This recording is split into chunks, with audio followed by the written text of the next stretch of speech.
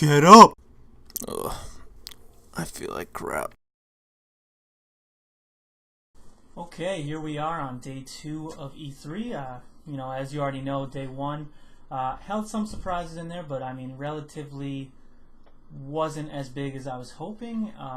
Definitely a lot of room for Nintendo to kind of come in and steal the show, especially with this press conference. But unfortunately, I really don't think that they were able to do it.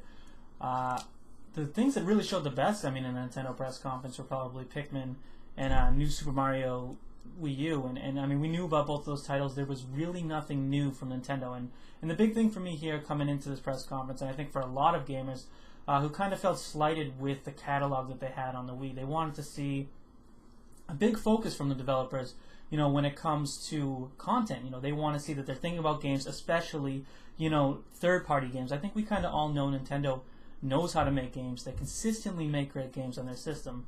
So we want to see, can you pull in the other great games that are out there? And they talked about Mass Effect 3, Batman Arkham City. These are old games. They're great games, don't get me wrong. Those are very good games. But we've already played those games, or a lot of people have already played those games. So, what is there that, that's coming out in the future that's coming to the Wii U that we should be excited about? I know they showed Assassin's Creed, but they didn't give us a date. So, overall, it's a little iffy. But you know what? There still was a lot of good things to talk about, and I think we should go ahead and talk about those things first. And, first up, I was really happy to see them kind of go back and explain their controls. A lot of people were confused last year by the tablet in itself. They kind of thought, well, is this a new peripheral? A lot of people who really aren't that into gaming got confused by the whole idea of Wii U. So that was one of the first things they addressed, was kind of what the Wii U is, how it's going to work. And I really liked, what they were saying about the functionality of the tablet kind of coinciding with the game system. And you know what? Honestly, I think PlayStation and Microsoft, or Sony and Microsoft, I should say, sorry, liked it as well. Because if you watch their press conferences, they both are trying to kind of almost mimic that idea with Xbox Smart Glass and the PS Vita having the dual function with the PS3. So it's definitely a great idea. It holds a lot of possibilities for the future and what they can do for games, and I'm really glad that they kind of touched upon it. Showed us the controller and all the controls and stuff like that. So definitely, kudos to them on that. And if you guys want to see something, I'll definitely make sure that there is a link below. And like I said, not all of their games are bad. They definitely had some good games, and they came out really strong. Miyamoto came out, and he was showing Pikmin, and they were doing this whole little thing where they were putting Pikmin into the audience digitally, and they were having fun. Everybody was loving it, and Pikmin looked great. First off, it showed kind of the dual functionality between both the tablet and the Wiimote and the nunchuck. You have the standard controls where you can use the Wiimote and the nunchuck to kind of, they showed these new kind of Pikmin, these little rock Pikmin, and you could charge them up with the nunchuck and throw them with the Wiimote. I thought that was great. And additionally, if that's not your bag, which for me, admittedly, I'm not a huge fan of the classic Wii controls. I just don't really like them. They've never been comfortable in my hands. I always feel like an idiot when I'm holding them. So, if you're like me, you could also just opt to just use a tablet instead and just kind of play a more tactical game where they showed the tablet in itself on the face actually showed an overview of the entire map of the level, because as Miyamoto was saying, that oftentimes they had to kind of choose between showing you the level of detail with the Pikmin or kind of giving you a big enough view of the map so that you can make strategic decisions. But now they don't have to make that trade-off. On the screen you can have a detailed, crisp look, and they certainly did.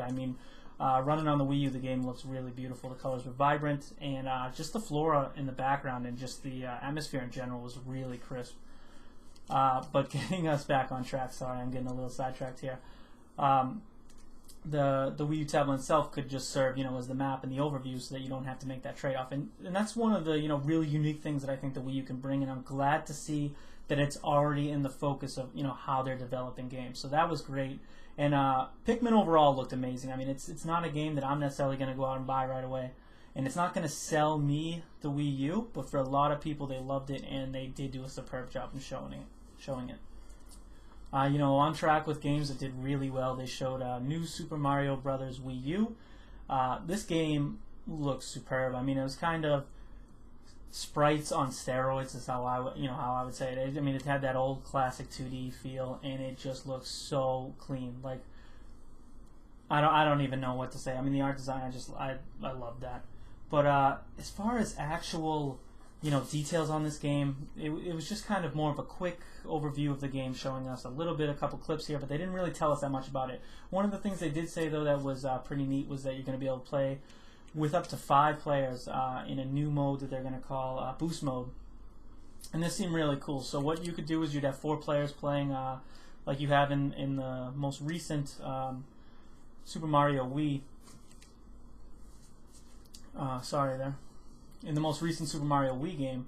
But then additionally, you can have 1 5th player who's using the tablet to kind of place blocks to help your allies. And I'd imagine if you even want to, you could mess with your friends, which would probably be. Additionally, on that connectivity front, they're also introducing the Miiverse, which is kind of their version of their online congregation area. And through this, they're going to be able to do something that's kind of similar to what Dark Souls has done in the past. They're going to allow players to kind of leave messages. Well, this is kind of all on its own. They're going to allow players to leave messages from levels and the scores they got, maybe either kind of telling someone they beat them, or they beat a level that's giving a lot of trouble, or asking for tips. And then additionally, they're going to kind of be able to pop into their games as well. So that looks really neat. I'm happy to see that Nintendo's finally catching up to the rest of the gaming world and realizing, maybe online has some functionality with it. So that's good to see. I mean, we all love Nintendo games, and really, what's better than sharing them with each other? I mean, not much.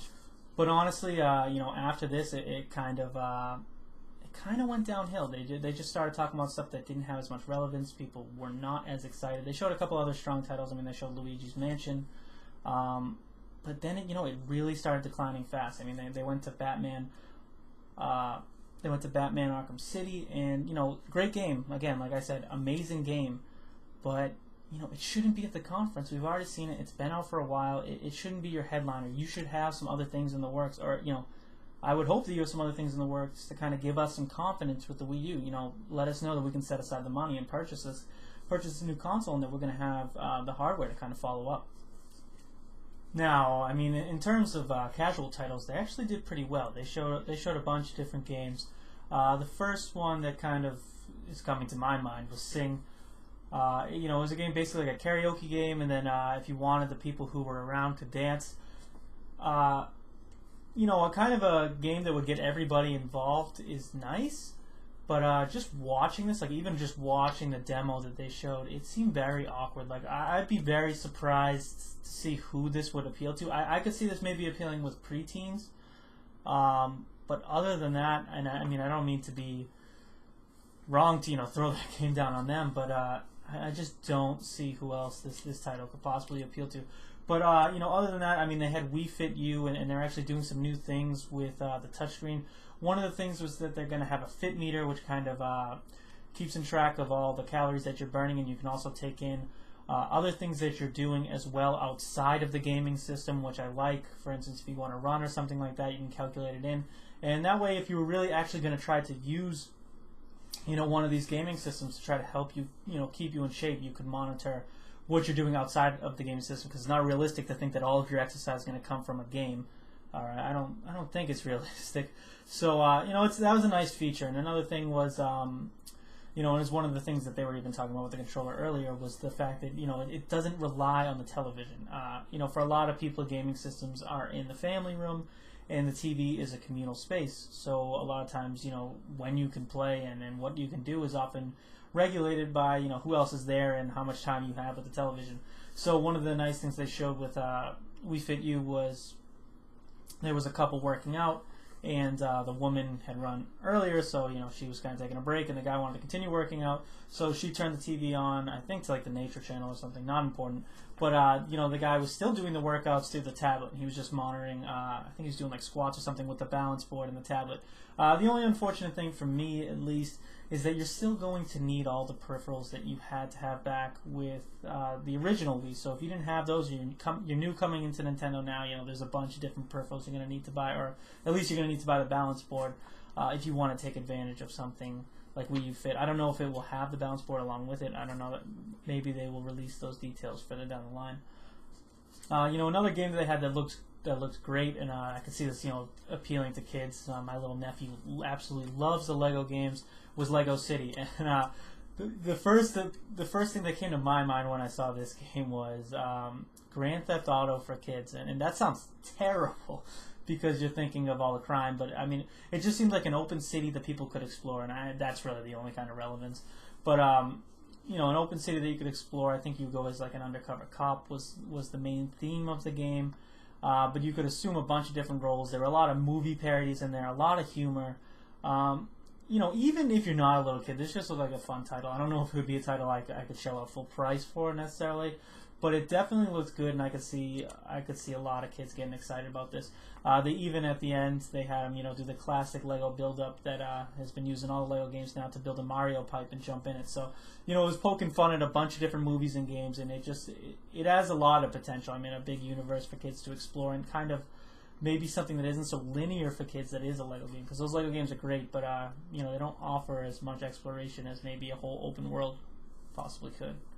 Additionally, we got to see all the Ubisoft games that we saw before. I mean, honestly, Ubisoft's coming up again. They dominated this E3 so far, in my opinion, and they were back again. They showed you know, Zombie U. And that game looks like it has a lot of potential. It's one of the more interesting uses of you know, the tablet so far. One of the instances that they showed was hacking, and you know, the guy ran up to the wall where he's going to hack, and as he went to pull up the hack, the keypad was down at the tablet, so he was pushing the buttons to hack it, and that's awesome. See, that's where I really like this technology, where it kind of comes into a place that makes sense, and it's not necessarily shoehorned into somewhere just because you have it. You know, it's not an awkward motion. It's something that would actually be pretty smooth and actually kind of makes you feel more immersed in the gameplay. It was really small, but it was definitely something that stuck out in my mind. I don't know how much I felt about them zooming in with the tablet, you know, pulling the tablet up for the scope. I'd have to give that a try out for myself before I could really make you know, an opinion on that. But you know, it's definitely going to be having like full integration and kind of trying to use the tablets the most. It might be one of the best examples of what this system can do in the future. You know, and then finally, what they really spent a lot of time on, and in my opinion, probably too much time, was Nintendo Land. And this is basically the Wii U's version of Wii Sports. And I mean, obviously, everybody loved Wii Sports, and I think, you know, it's a great thing to include for the Wii U, kind of, you know, something that can show off what the software can do, and also a bunch of fun mini games. And, you know, one of the things that they really spent a lot of time with was the Boo mini game, where the players had the flashlights and one of the players was the ghost. So there'd be like 4 players and then an additional player who's the ghost, and you can't see the ghost, and you got to get the flashlight on him, and you know, he'd rumble when it was near them. But they honestly spent 15 to 20 minutes just trying to even explain that game, and I don't know. I mean, it just kind of was mind-boggling. It looks fun, you know, it looks great, but at the end of the day, it's not enough to buy the Wii U. You know, I don't think it's enough to sell the Wii U to people. And if this is going to be, you know, another extremely casual marketed, you know, system, that's fine. I mean, they definitely had some strong titles. I mean, they had Assassin's Creed, they had Colonial Marines, but they didn't talk about them too much. And we didn't really see a lot of the other big blockbusters that we've heard about. There's just been no confirmation. So that's my biggest deal. I'm not saying that it won't be there. I'm not saying that the Wii U won't be a good purchase. But for right now, if you're looking for a system that can necessarily play everything and all the big titles that are coming out, there's been no confirmation from Nintendo yet. Not saying it won't happen, but you know, this was kind of the perfect time to do it. Yeah, guys, so that's going to do us for Day 2's coverage. I mean, there definitely were some 3DS games, obviously. I didn't mention them because they're going to be doing another event. Nintendo's going to be hosting another event tomorrow talking about the 3DS games, so I'll definitely cover them tomorrow when they're talked about in a little bit greater detail. And one final thing before I go, you know, this is obviously kind of my little mini podcast of what's been going on here at E3, but we also have a nightly podcast that's done from the rest of the crew. So if you want to just not see my ugly mug and hear some other opinions that probably aren't so crazy, why don't you go ahead and check that out as well. Yeah, well,